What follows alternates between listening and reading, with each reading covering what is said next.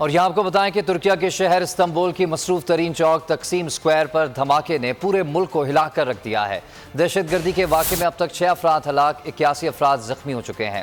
حکام کے مطابق حملہ آور خاتون تھی۔ پولیس نے دھماکے میں سہولت کاری کرنے والے ملزم کو گرفتار کر لیا۔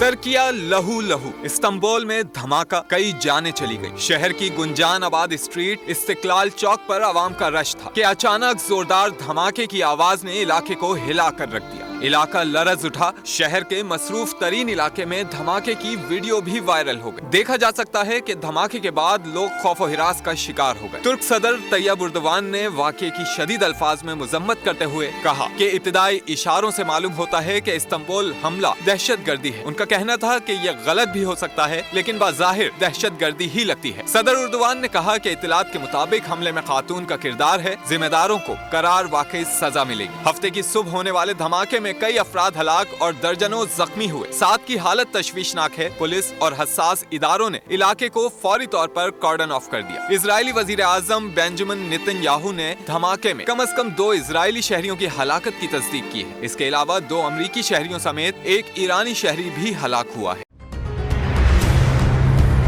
کپتان کا حقیقی آزادی مارچ، بول نیوز کی خصوصی کوریج۔ یہ ایک فیملی مارچ ہے۔ حقیقی آزادی مارچ جو ہے جی جی روڈ پر رواں دواں ہے۔ بولنے کی حق اور سچ کی بات۔ عمران خان کے کنٹینر کے قریب فائرنگ کا واقعہ پیش آیا، فائرنگ سے زخمی، اسپتال منتقل۔ قاتلانہ حملے سے کیا پردہ چاک، بول ہمیشہ بنا عوام کی آواز۔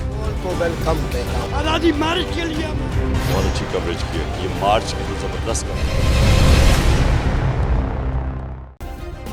سبسکرائب کریں اور بیل دبائیں تاکہ کوئی خبر رہ نہ جائے۔